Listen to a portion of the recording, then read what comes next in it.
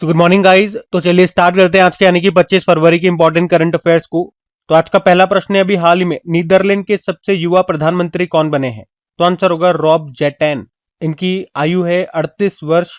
तो 38 वर्ष की उम्र में रॉब जेटैन नीदरलैंड के सबसे युवा और पहले खुले तौर पर समलैंगिक प्रधानमंत्री बने हैं। उनकी पार्टी का नाम है डेमोक्रेटिक 66। और आपको बता दूं कि नीदरलैंड सन 2001 में समलैंगिक विवाह को कानूनी मान्यता देने वाला दुनिया का पहला देश बना था। और अभी यहाँ पर पहले खुले तौर पर समलैंगिक प्रधानमंत्री बन गए हैं रॉब जेटन, जो कि यहाँ के सबसे युवा प्रधानमंत्री भी है। अब पहले कुछ देशों में जो प्रधानमंत्री प्रेसिडेंट बने थे वो रिवाइज करते हैं, फिर नीदरलैंड चलेंगे। तो अभी चेक गणराज्य चेक रिपब्लिक के नए प्रधानमंत्री एंड्रेज बाबेज बने थे। चिली देश के नए राष्ट्रपति जोस एंटोनियो।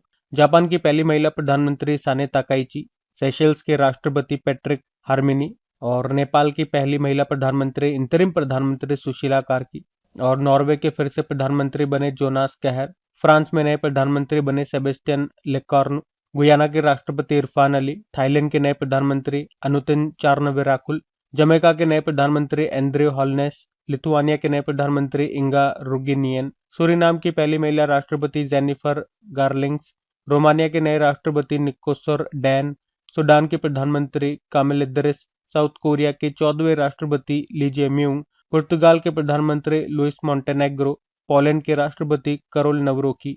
आप मुझे बताओ, अभी बांग्लादेश में जो नए प्रधानमंत्री बने उनका नाम क्या है? बाकी नीदरलैंड आपको लेकर के चले तो ये रहा मैप में नीदरलैंड। कैपिटल एम्स्टर्डम होती है, करेंसी यूरो है, प्रधानमंत्री हमने कहा रॉब जेटन बन गए। और आपको याद होगा पिछले साल वर्ल्ड हाइड्रोजन समिट ये हुआ था रॉटरडैम नीदरलैंड में ही।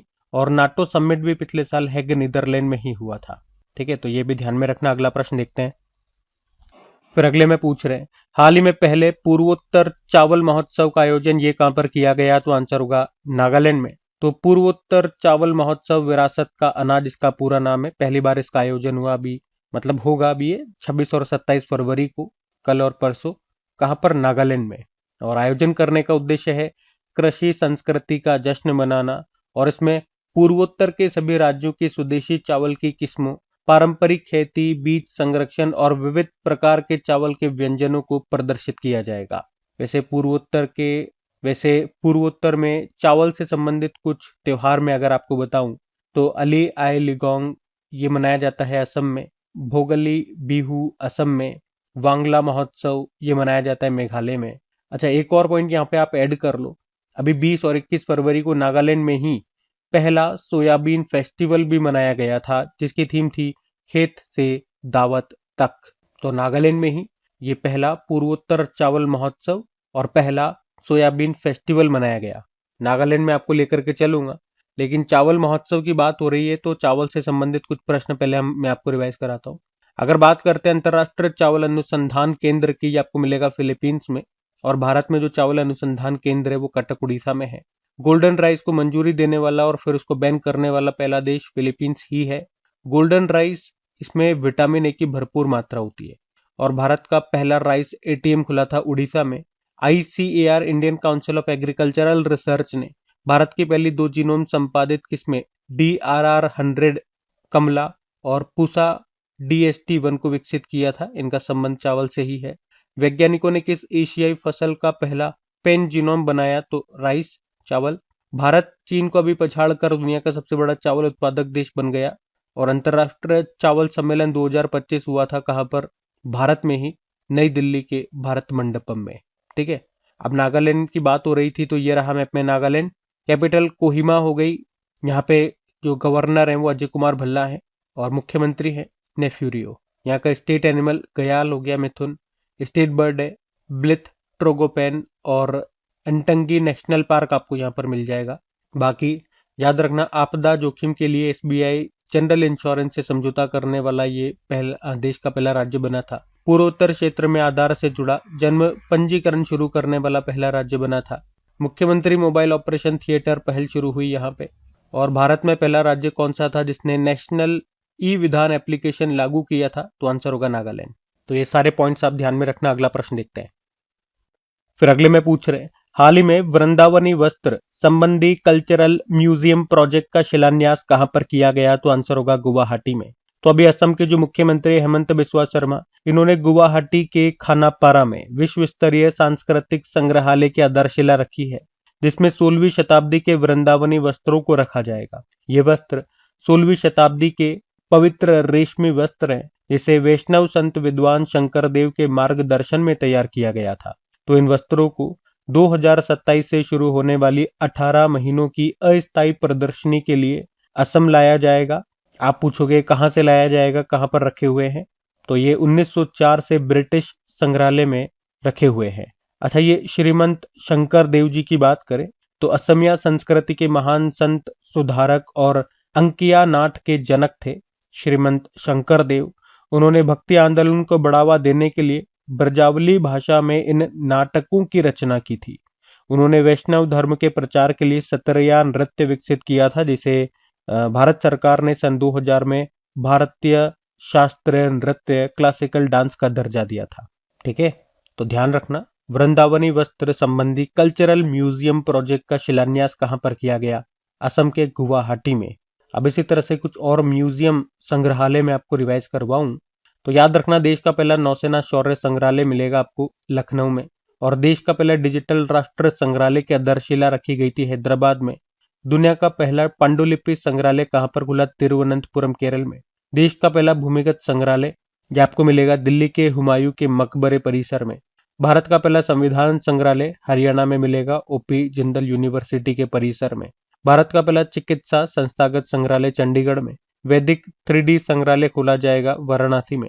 बंजारा विरासत संग्रहालय का उद्घाटन मोदी जी ने किया था महाराष्ट्र के वाशिम में। देश का पहला हिंदी साहित्य संग्रहालय वाराणसी में। नितिन गडकरी ने कहां पर जैन संग्रहालय और ज्ञान केंद्र का उद्घाटन किया? पुणे में। सूचना का अधिकार RTI संग्रहालय की आधारशिला कहाँ रखी गई? राजस्थान के ब्यावर में। और इंटरनेशनल म्यूजियम डे होता है 18 मई को। ठीक है, तो ये सब बातें ध्यान में रखना। अगला प्रश्न देखते हैं। फिर अगले में पूछ रहे हैं, हाल ही में HIV से बचाव की इंजेक्शन वाली दवा लेनाकापाविर ये शुरू करने वाला दुनिया का पहला देश कौन सा बन गया है? तो आंसर होगा जिम्बाब्वे। तो अभी हाल ही में HIV से बचाव के लिए साल में 2 बार लगने वाले लेनाकापाविर इंजेक्शन का उपयोग शुरू करने वाला जिम्बाब्वे दुनिया का पहला देश बन गया है। तो ये एक दीर्घकालिक एंटी रेट्रोवायरल दवा है जो उच्च जोखिम वाले व्यक्तियों को HIV संक्रमण से बचाने में 99 परसेंटाइल तक प्रभावी पाई गई है। इस दवा का निर्माण किया गिलियड साइंसेज कंपनी ने, ये कैलिफोर्निया की कंपनी है। तो इंजेक्शन के माध्यम से दी जाएगी ये दवा लेनाकापाविर, साल में 2 बार लगेगा, और अभी इसका इस्तेमाल करने वाला जिम्बाब्वे दुनिया का पहला देश बन गया है। HIV मतलब ह्यूमन इम्यूनोडेफिशिएंसी वायरस, मतलब ये एक ऐसा वायरस है जो शरीर की प्रतिरक्षा प्रणाली इम्यून सिस्टम को कमजोर कर देता है, और अगर सही समय पर इलाज न मिले तो ये एड्स का रूप ले लेता है। एड्स मतलब एक्वायर्ड इम्यूनोडेफिशिएंसी सिंड्रोम, आप कह सकते हो HIV संक्रमण की अंतिम अवस्था है। तो एड्स बेसिकली है क्या? एड्स आप यूं समझो कि हमारी जो प्रतिरक्षा प्रणाली है शरीर की, वो पूरी तरह से जीरो हो जाती है। हर तरह का रोग हमें लग जाता है, हर तरह की बीमारी हो जाती है, वो एड्स है। और एड्स का पता लगाने के लिए कौन सा टेस्ट होता है? एलिसा टेस्ट होता है। वर्ल्ड एड्स डे कब मनाया जाता है? याद रखना 1 दिसंबर को। अब बात जिम्बाब्वे की है तो ये रहा मैप में जिम्बाब्वे। कैपिटल हरारे हो गई है, करेंसी है जिम्बाब्वे डॉलर तो खत्म हो गया था। जिम्बाब्वे गोल्ड इन्होंने चालू किया था, जिग जिसको बोलते हैं। और भी कई तरह की करेंसीज चलती है, जैसे कि अमेरिकी डॉलर वगैरह यहाँ पे चलते हैं। प्रेसिडेंट एमरसन मंगांगवा है। ठीक है, तो ये ध्यान में रखना। अब जैसे कि आज का हमारा प्रश्न क्या था कि HIV से बचाव की इंजेक्शन वाली दवा लेनाकापाविर शुरू करने वाला दुनिया का पहला देश बना जिम्बाब्वे। अब और कौन कौन से देश अभी किस मामले में पहले देश बने थे, उस तरह के प्रश्न मैं आपको रिवाइज कराऊंगा। एक याद रखना, संपूर्ण राष्ट्रीय व्यंजन के लिए यूनेस्को की मान्यता पाने वाला विश्व का पहला देश बना था इटली। भारत का पहला autonomous maritime shipyard Andhra Pradesh के नेल्लौर जिले में बनाया जाएगा। पहला फीफा शांति पुरस्कार मिला था अमेरिकी राष्ट्रपति डोनाल्ड ट्रंप को। भारत का पहला AI powered anti drone petrol vehicle का नाम इंद्रजाल है। व्हीलचेयर पर सवार होकर अंतरिक्ष यात्रा करने वाली पहली व्यक्ति बनी थी माइकल बेथॉन्स, जर्मनी से हैं। और 1 जनवरी 2026 से यूरोपियन यूनियन ने दुनिया का पहला कार्बन बॉर्डर टैक्स लागू किया, जिसे officially carbon border adjustment mechanism बोला जा रहा है। पेरू ने अमेजोन क्षेत्र की बिना डंक वाली मधुमक्खी को कानूनी अधिकार दिए थे और वे दुनिया की पहली कीट प्रजाति बन गई जिसे कानूनी अधिकार मिले। यह भी जनवरी की बात है। ठीक है, तो ये ध्यान में रखना प्रश्न। अगला प्रश्न देखते हैं। फिर अगले में पूछ रहे हैं, अभी हाल ही में सीआरपीएफ का 87वां स्थापना दिवस समारोह ये कहां पर हुआ? तो आंसर होगा असम में। तो सीआरपीएफ ने अभी 21 फरवरी 2026 को पूर्वोत्तर में पहली बार अपना 87वां स्थापना दिवस मनाया। कहां पर? असम के गुवाहाटी स्थित सरुचाई स्टेडियम में। तो सीआरपीएफ के 86 साल के इतिहास में ये पहली बार था जब इसने मुख्य स्थापना दिवस परेड पूर्वोत्तर क्षेत्र में आयोजित की, और वह भी कहां पे? असम में। CRPF, central reserve police force. देखो बताओ, इसकी जो स्थापना है ना, जब ये स्थापना होती है इसकी 1939 में, तब इसका नाम हुआ करता था क्राउन रिप्रेजेंटेटिव पुलिस फोर्स। फिर 1949 में इसका नाम बदलकर CRPF central reserve police force हो गया। मुख्यालय नई दिल्ली में है। डायरेक्टर जनरल है ज्ञानेंद्र प्रताप सिंह और इसका मोटो होता है सेवा और निष्ठा, सर्विस एंड लॉयल्टी। तो ये आप ध्यान में रखना। अगला प्रश्न देखते हैं।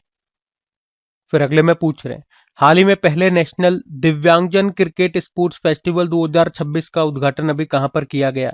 तो आंसर होगा मध्य प्रदेश में। पहला राष्ट्रीय दिव्यांगजन क्रिकेट खेल महोत्सव 2026 ये हुआ अभी मध्य प्रदेश के भोपाल में, जिसका उद्घाटन किया मुख्यमंत्री मोहन यादव जी ने। अभी 22 फरवरी की ये बात है और इसकी थीम है not out at the rate 100, मतलब लगातार 100 घंटे क्रिकेट खेला जाएगा। और इसमें 25 राज्यों के 350 से ज्यादा दिव्यांग खिलाड़ियों ने हिस्सा लिया। अब इसी तरह के कुछ प्रश्न मैं आपको रिवाइज करवाता हूँ। अगर आपसे पूछेंगे वर्ल्ड साइट डे कब होता है, तो ये कोई फिक्स नहीं होता है, ये याद रखो अक्टूबर के दूसरे गुरुवार को होता है।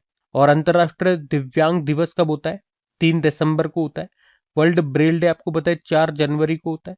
और पूर्वी भारत का पहला दिव्यांग विश्वविद्यालय ये आपको मिलेगा झारखंड के रांची में। देश का पहला दिव्यांग पार्क कहां पर स्थापित किया गया? मध्य प्रदेश के होशंगाबाद में।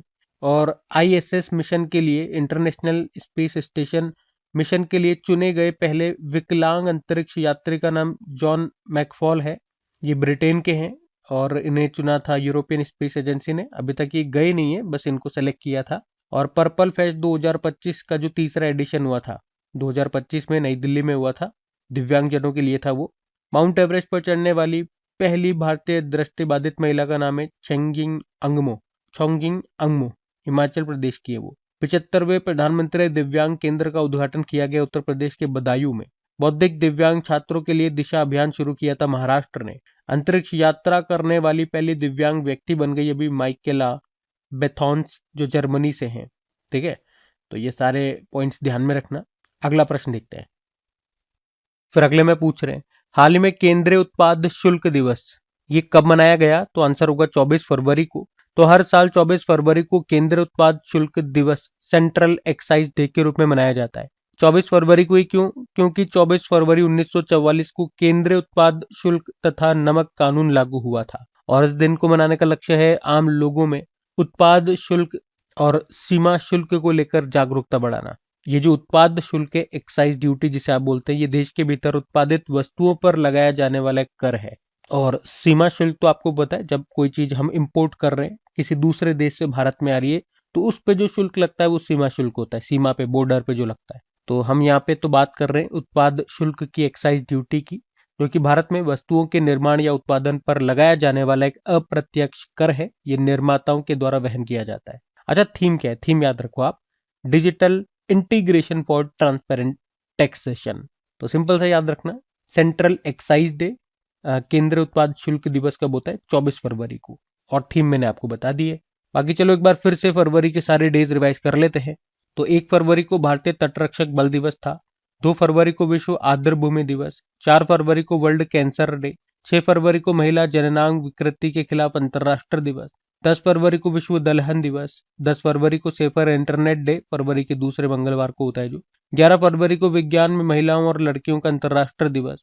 11 फरवरी को एंटी स्मगलिंग डे। 11 फरवरी को विश्व यूनानी दिवस। 13 फरवरी को राष्ट्रीय महिला दिवस। 13 फरवरी को वर्ल्ड रेडियो डे। 15 फरवरी को अंतर्राष्ट्रीय बाल कैंसर दिवस। 17 फरवरी को वैश्विक पर्यटन लचीलापन दिवस। 20 फरवरी को विश्व सामाजिक न्याय दिवस। 20 फरवरी को अरुणाचल प्रदेश और मिजोरम का स्थापना दिवस था। 21 फरवरी को अंतर्राष्ट्रीय मातृभाषा दिवस था। ठीक है, तो ये फरवरी के दिवस है, ध्यान में रखना। अगला प्रश्न देखते हैं। फिर अगले में पूछ रहे हैं, हाल ही में नीति आयोग के नए सीईओ कौन बने हैं? तो आंसर होगा निधि छिब्बर। अभी तक जो नीति आयोग के सीईओ थे बीवीआर सुब्रमण्यम, उनका भी 3 साल का जो कार्यकाल था पूरा हो चुका है। तो अब उनके बाद निधि छिब्बर को नीति आयोग के सीईओ का एडिशनल चार्ज दिया गया है। अब आपको कि नीति छिब्बर नाम सुना सुना लग रहा है, निधि छिब्बर का नाम आपने कहाँ सुना था? तो आपको याद आएगा सीबीएसई की अध्यक्ष ये रही थी। वैसे भी वर्तमान में वो विकास निगरानी एवं मूल्यांकन कार्यालय की महानिदेशक है और उनको एडिशनल चार्ज दे दिया गया है, अतिरिक्त प्रभार दे दिया गया नीति आयोग के सीईओ का। तो ये अभी आपको ध्यान रखना है। तो कुछ नियुक्तियां और मैं आपको रिवाइज करा दूं, फिर नीति आयोग के बारे में जानेंगे। देखो, आरपीएफ की पहली महिला प्रमुख बनी थी कौन? सोनाली मिश्रा। एलआईसी के एमडी सीईओ आर दुर्रई स्वामी। राष्ट्र वित्तीय रिपोर्टिंग प्राधिकरण नेशनल फाइनेंशियल रिपोर्टिंग अथॉरिटी के अध्यक्ष नितिन गुप्ता और इरडाई के नए अध्यक्ष अजय सेठ। संसद टीवी के सीईओ उत्पल कुमार। सशस्त्र सीमा बल के नए महानिदेशक संजय सिंघल। विक्रम साराभाई अंतरिक्ष केंद्र के नए निदेशक doctor A Rajarajan. International cricket council के सीईओ संजू गुप्ता इस पद पर आने वाले दूसरे भारतीय। हिंदुस्तान यूनिलीवर लिमिटेड की पहली महिला एमडी सीईओ प्रिया नायर। लद्दाख के लेफ्टिनेंट गवर्नर कविंदर गुप्ता। गोवा के राज्यपाल अशोक गजपति राजू। हरियाणा के राज्यपाल प्रोफेसर आशिम कुमार घोष। राष्ट्रीय चिकित्सा आयोग के नए अध्यक्ष बने अभिजात सेठ और क्षमता निर्माण आयोग कैपेसिटी बिल्डिंग कमीशन के अध्यक्ष बनी थी एस राधा चौहान। ठीक है, बाकी नीति आयोग की बात हो रही है जिसे योजना आयोग के स्थान पे लाया गया था 1 जनवरी 2015 को। फुल फॉर्म होती है national institution for transforming India. इसके अध्यक्ष तो जो प्रधानमंत्री है वही होते हैं, तो अभी तो नरेंद्र मोदी है। उपाध्यक्ष डॉक्टर सुमन के बेरी है और हमने कहा सीईओ नई बन गई, मतलब एडिशनल चार्ज मिल चुका है सीईओ का निधि छिब्बर को। कुछ और प्रश्न देखें यहाँ से। तो नीति आयोग के महिला उद्यमिता चैप्टर में शामिल होने वाला पहला राज्य तेलंगाना बना। नीति आयोग के पहले राजकोषीय स्वास्थ्य सूचकांक 2025 में पहले स्थान पर उड़ीसा रहा। नीति आयोग ने किसकी अध्यक्षता में एम्स के आधुनिकीकरण के लिए समिति का गठन किया? VK Paul. Frontier tech hub ये शुरू किया था नीति आयोग ने। नीति आयोग का पूर्णकालिक सदस्य बने राजीव गौबा। नीति आयोग ने ट्रेड वॉच नाम से एक रिपोर्ट जारी की। नीति आयोग के अनुसार भारत जो है ये जापान को पीछे छोड़कर दुनिया का चौथा सबसे बड़ी अर्थव्यवस्था बन गया। नीति आयोग के उत्तर पूर्वी क्षेत्र सतत विकास लक्ष्य सूचकांक 2023-24 में कौन सा जिला टॉप पर रहा? हथियाल जिला मिजोरम का है। पहला इंडिया इलेक्ट्रिक मोबिलिटी इंडेक्स भी जारी किया था नीति आयोग ने। वर्क फॉर विकसित भारत पोर्टल लॉन्च किया था नीति आयोग ने। और नीति आयोग ने मिजोरम को भारत का जिंजर कैपिटल भी घोषित किया था। ठीक है, तो नीति आयोग से सारे पॉइंट्स ध्यान में रखना। अगला प्रश्न देखते हैं। फिर अगले में पूछ रहे हैं किस राज्य या यूनियन टेरिटरी में ई बाइक दीदी योजना शुरू की जाएगी? तो आंसर होगा दिल्ली। तो दिल्ली सरकार ई बाइक दीदी योजना शुरू करने की योजना बना रही है, जिसके तहत प्रशिक्षित महिला चालक महिला पर्यटकों को इलेक्ट्रिक दुपहिया वाहन से पर्यटक स्थलों व नजदीकी मेट्रो स्टेशनों तक पहुंचाएंगी। तो 18 से 40 वर्ष की दिल्ली निवासी और वैध जिनके पास लीगल ड्राइविंग लाइसेंस है वो महिलाएं इस योजना के लिए पात्र होंगी। और आपको याद भी होगा, अभी हमने पढ़ा था भारत टैक्सी के साथ साझेदारी करने वाला दिल्ली पहला यूनियन टेरिटरी बना था, याद है? तो ये ध्यान रखना। अगला प्रश्न देखते हैं। फिर अगले में पूछ रहे हाल ही में पूर्व रेल मंत्री रहे मुकुल रॉय का भी निधन हो गया। कहां पर या वो कहां से थे? तो आंसर होगा पश्चिम बंगाल। तो मुकुल रॉय व पश्चिम बंगाल के एक भारतीय राजनीतिज्ञ थे। तृणमूल कांग्रेस पार्टी के संस्थापक भी रहे और 2012 में केंद्रीय रेल मंत्री के रूप में भी उन्होंने कार्य किया था। बंगाल के चाणक्य के रूप में भी उनको जाना जाता था। और वैसे आप जानते हो हमारे जो पहले स्वतंत्र भारत के पहले रेल मंत्री थे वो कौन थे? जॉन मथाई, जिन्होंने पहला रेल बजट भी पेश किया था। अभी तो अश्विनी वैष्णव है जिनके पास इलेक्ट्रॉनिक्स मंत्रालय भी है। बाकी निधन वाला ही प्रश्न है, तो कुछ नाम और देख लो जिनके हाल ही में निधन हुए, इंपॉर्टेंट व्यक्ति हैं ये। भारतीय मूर्तिकार रामवी सुतार 100 वर्ष की आयु में निधन हो गया। महाराष्ट्र से थे वो और पद्मश्री 1999 में मिला है, पद्म भूषण 2016 में।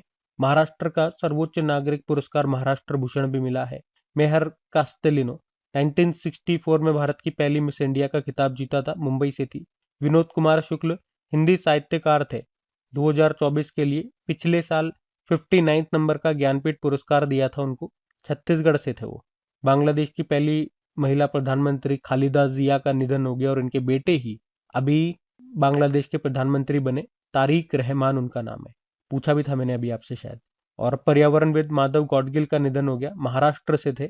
इनकी ऑटोबायोग्राफी याद रखना, अ वॉक अप द हिल, 2024 में आई थी, पद्म भूषण 2006 में, और वैसे संयुक्त राष्ट्र का champions of the earth award 2024 में इनको मिला था। उसके अलावा पूर्व वर्ल्ड बिलियर्ड्स चैंपियन थे मनोज कोठारी, इनका भी निधन हो गया, कोलकाता से थे। और ब्रिटिश भारतीय पत्रकार और बीबीसी इंडिया ब्यूरो के पूर्व प्रमुख सर मार्क टली का निधन हो गया, भारत की आवाज के रूप में जाने जाते थे। ठीक है, तो ये ध्यान में रखना। बाकी ये थी आज की हमारी करंट अफेयर्स की क्लास। कमेंट करके जरूर बताना सेशन आपको कैसा लगा। अच्छा लगा तो प्लीज वीडियो को शेयर जरूर करना अपने दोस्तों के साथ में, स्टडी ग्रुप में। वीडियो को लाइक नहीं करा तो लाइक कर देना। बाकी चलो अभी कल के करंट अफेयर्स का हम क्विक रिवीजन कर लेते हैं और सेशन एंड करते हैं। तो कल पहला प्रश्न पूछा था, किस राज्य ने मेरी रसोई योजना शुरू की? पंजाब।